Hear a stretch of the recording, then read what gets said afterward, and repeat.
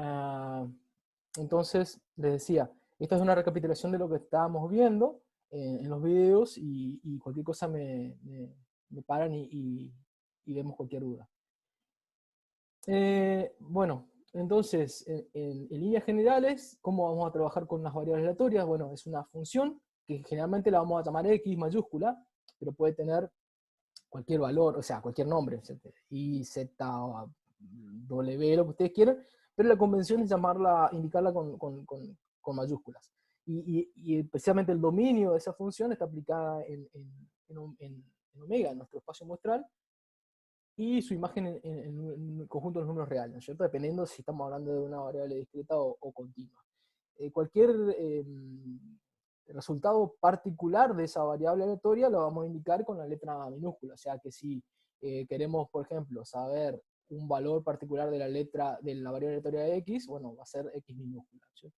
Esto puede ser igual, puede ser mayor o igual, menor igual, mayor, menor, cualquier cosa. Bueno, de los ejemplos ya vimos que podemos tener distintas definiciones para un mismo espacio muestral, pueden ser discretas o continuas, y lo importante de todo esto, y por lo cual nos permite a nosotros pasar al siguiente punto, que tienen probabilidades asociadas. Y esta probabilidad asociada es lo que nos permite a nosotros definir las distribuciones de probabilidad. O sea, básicamente, ¿qué son distribuciones de probabilidad? Son variables aleatorias que tienen asociadas probabilidades. Y en función de cómo varían en el rango de variación de la variable, cómo varían esas probabilidades, me definen distintas funciones que pueden ser discretas o continuas en función de la naturaleza de esas variables.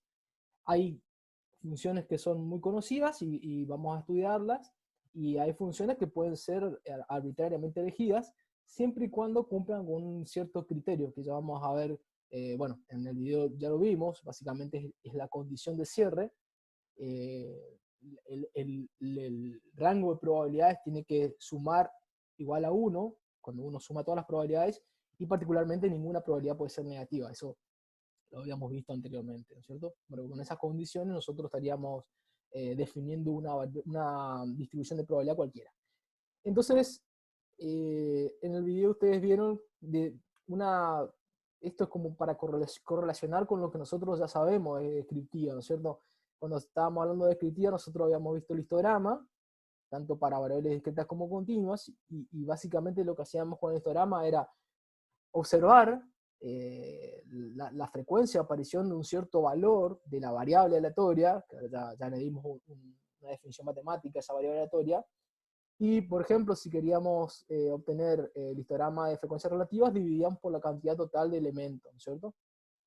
Después vimos, cuando hablamos de otras definiciones de probabilidad, vimos que además de la definición clásica, y vimos que hay una definición que es frecuencial.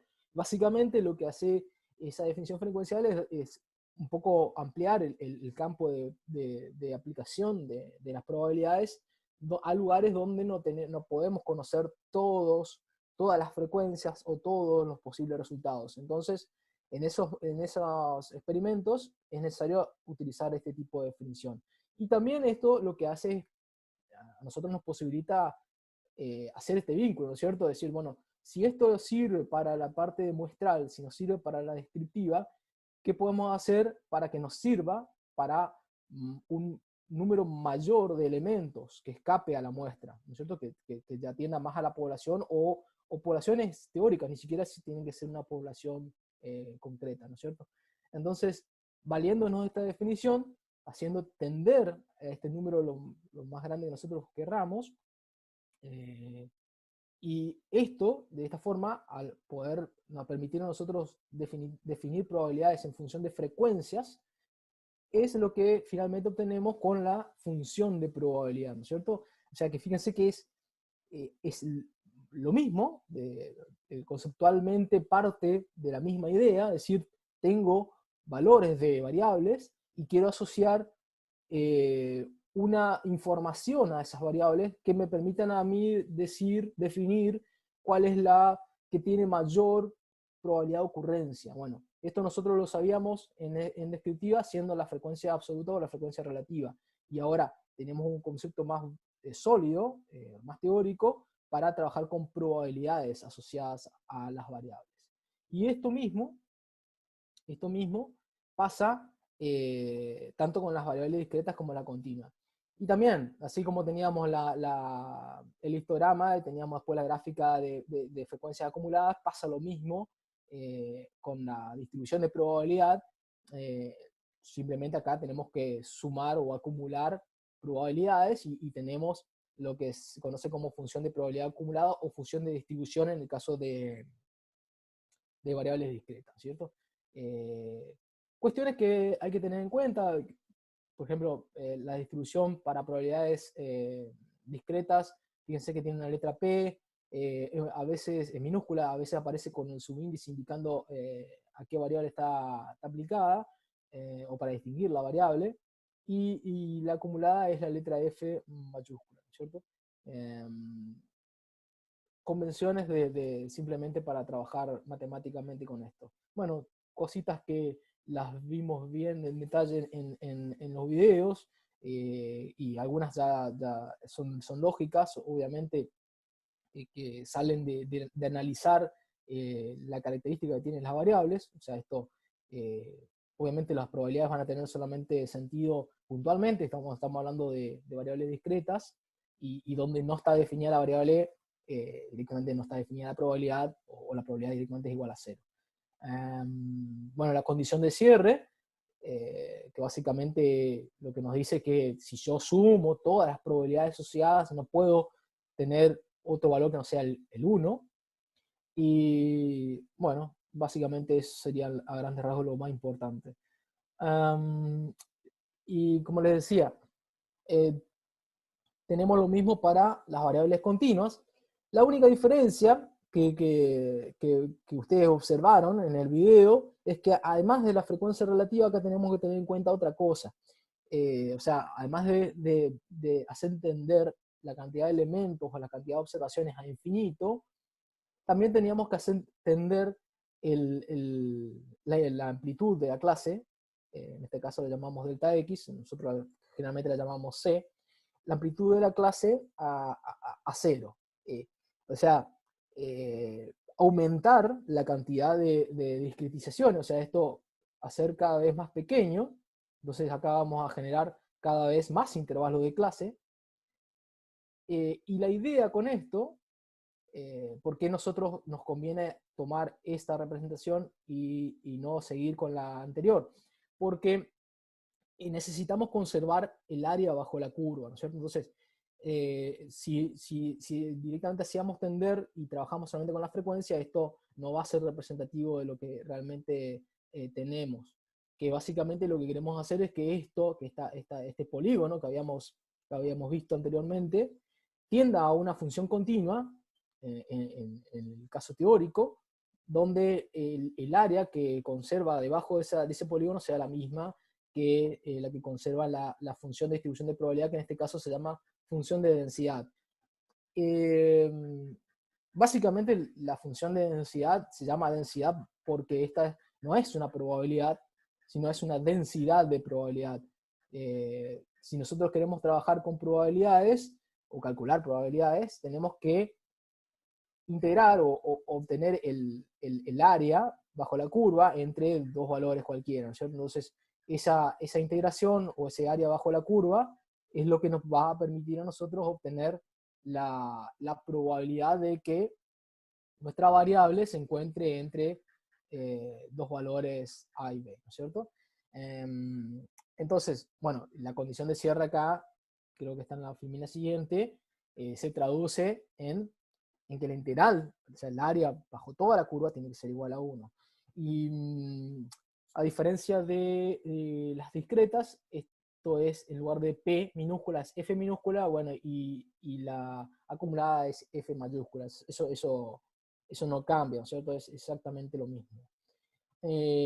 Bueno, y la otra diferencia, que ustedes ya se habrán dado cuenta, es que ahora ya no podemos hacer, si queremos obtener alguna probabilidad, ya no nos sirve sumar valores puntuales, sino que vamos a tener que trabajar con integrales, ¿no es cierto? Es simplemente integrar funciones de una variable, así que no es nada complicado.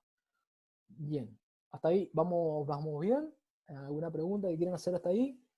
Es un poco, se habrán dado cuenta que es un poco juntar lo que, lo que fuimos viendo y lo vamos a ir armando como un castillito de naipes, cada vez un poquito más complejo, pero si vamos teniendo bien claro los fundamentos, después esto es sencillo, ¿cierto? No es tan complejo. Bueno, cuestiones matemáticas de estas funciones son crecientes, o sea que tanto para el caso discreto como para el caso continuo, hacia la izquierda va a tender a 0 y hacia la derecha va a tender a 1, y eso es lógico también porque si nosotros nos vamos hacia menos infinito, y en algún momento vamos a dejar de tener observaciones de la variable, y bueno, ese va a ser mi valor 0. No voy a tener probabilidades acumuladas porque no tengo valores de la variable. Y a medida que yo empiezo a aumentar hacia más infinito, hacia la derecha, voy a empezar a ver valores de la variable que van a tener una probabilidad asociada, tanto si estoy trabajando con discretas o como continuo. Entonces, a partir del 0, empiezo a acumular valores y como dijimos que ninguna distribución puede tener un valor sumando mayor que 1, entonces necesariamente cuando acumulemos todas las variables no podemos pasar del valor de 1. Entonces por eso es que estamos tendiendo al valor de 1. Bueno, son continuas a la derecha, eso se lo había explicado en el video, es por una simple cuestión de construcción, no hay nada raro ahí, pero bueno, sobre todo tengan cuidado cuando trabajan con variables aleatorias discretas, ¿no es cierto? Porque con las continuas vimos que no hay problemas en tener un valor puntual o no. Directamente podemos hacer lo mismo para probabilidad de A menor que X menor o igual, o probabilidad de A menor igual que X menor estricto que B. Para la continua es exactamente lo mismo. Para la discreta no, porque la discreta puede tomar o no un valor puntual que está entre los extremos y modifica todo el cálculo, ¿cierto? Bien, y eso es un poco el fundamento de las distribuciones de probabilidad.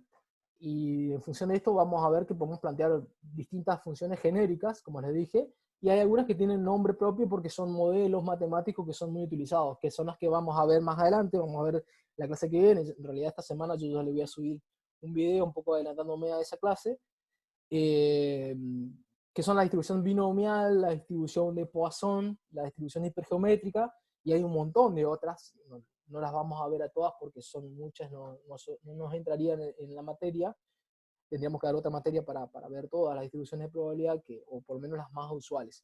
Con estas que vamos a ver, les va a servir a ustedes de base para poder estudiar, si es necesario, cualquier otra, para otra materia o para resolver un problema en la vida laboral de ustedes, ¿no es cierto?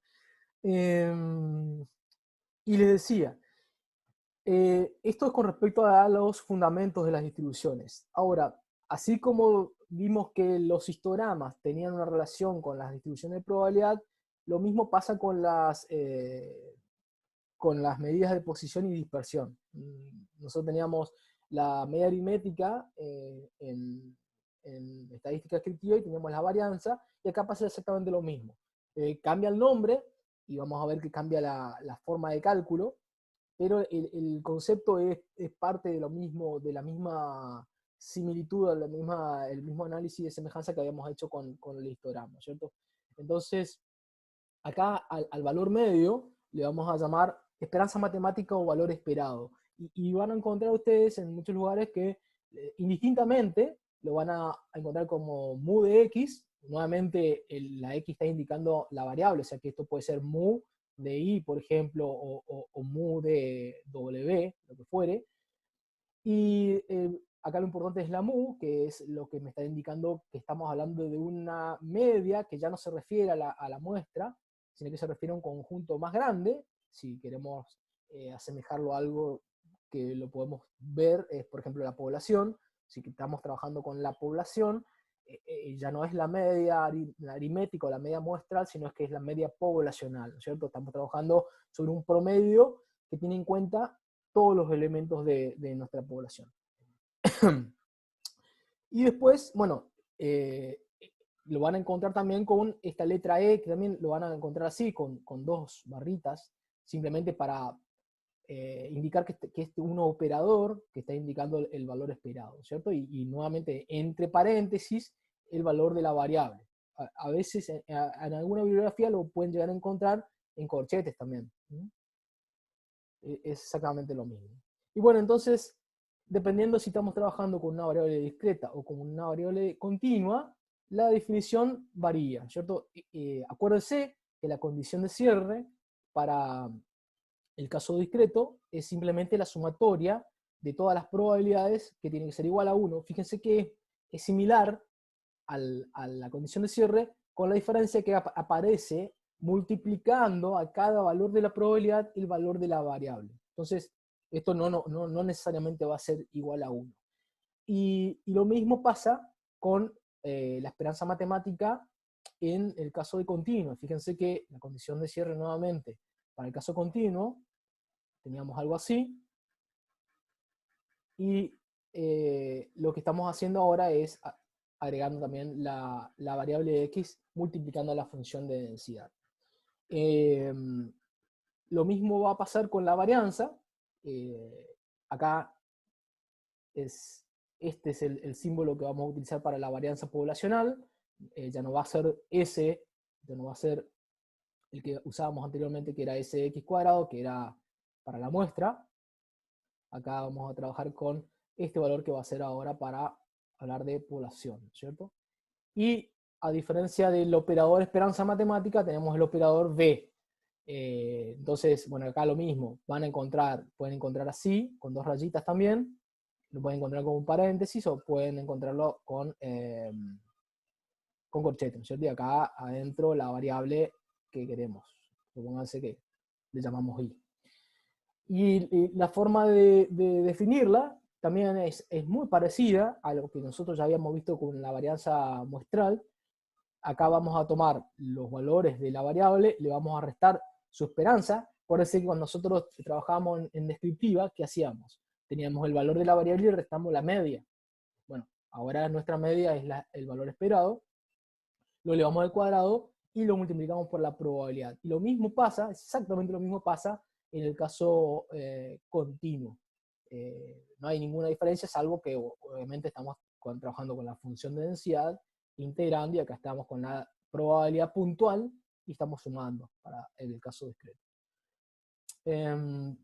Bueno, y tienen obviamente asociadas propiedades, tanto la esperanza matemática como la varianza. Y fíjense que si ustedes analizan estas propiedades, son exactamente las mismas propiedades, o muy parecidas, a las que habíamos observado cuando trabajábamos con la media aritmética y la varianza muestral, ¿cierto? Bueno, y probamos en el video que si nosotros tenemos una variable que está limitada, tiene una cota inferior y una cota superior, la esperanza matemática de esa misma variable tiene exactamente las mismas cotas. Si la variable es una constante, o sea que si no podemos escapar de un solo valor que es constante, entonces la esperanza matemática de esa variable es constante y es el mismo valor, o sea, eso es lógico.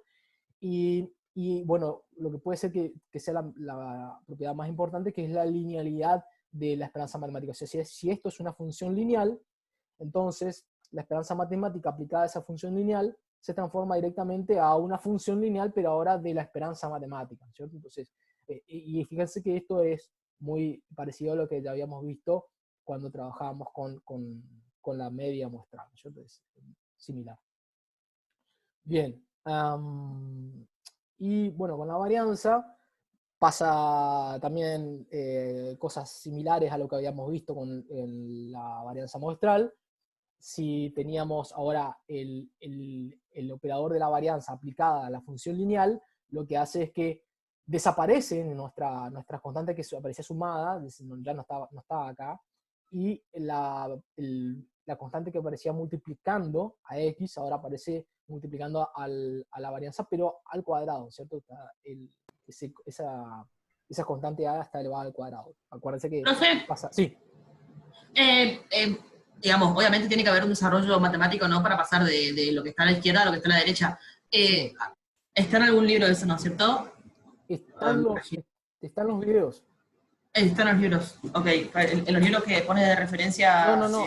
A ver, están en los libros. Si quieren, yo les puedo dar dónde pueden buscar, pero están en los videos. Sí, por favor. En Ok. en los videos que yo les dejé. Ok, está bien. Hace 2 semanas. Sí, sí. Está el desarrollo de todo lo que le estoy. Ahora, por eso estoy yendo un poco rápido, porque están ahí. O sea, la idea era un poco que si, habiendo visto los videos, que si tenían alguna duda puntual con respecto a algo que estaba ahí, pues la pueden hacer. Pero sí, si quieren le puedo dar libros también. Bueno, le escribo por Slack entonces. O sea, no. Bien. Sí, y bueno, y en la segunda propiedad de la varianza pasa lo mismo. Esto está demostrado en los videos también. Si nosotros aplicamos la varianza a una variable aleatoria, esto es lo mismo que hacer la diferencia entre el valor de la media, el valor de la media, el valor de la esperanza matemática no de x, sino de x cuadrado, menos el valor de la esperanza matemática al cuadrado. Fíjense que estos no son iguales. Esto no necesariamente, pueden llegar a ser iguales en un caso muy particular, pero no necesariamente son iguales.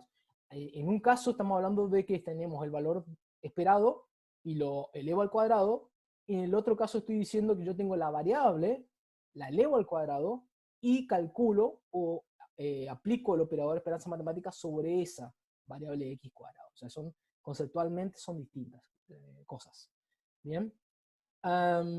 Y bueno, y finalmente, que quizás acá sí tengan alguna duda que quieran hacer, les había dejado una serie de ejercicios que básicamente la idea es aplicar, utilizar los conceptos que vimos en esos 2 videos para poder responder estas 3 preguntas. Particularmente, el punto 1 y el punto 2 son muy sencillos, sobre todo porque acá yo cometí un error, y el punto 1A está bien, pero el punto 1B le puse lo mismo, o sea que no tiene mucho sentido, pero estaría bueno que ustedes contesten, traten de hacerlo para x más y en lugar de x menos y, porque si hacen el punto A, el punto B es exactamente lo mismo, o sea, no tiene mucho sentido.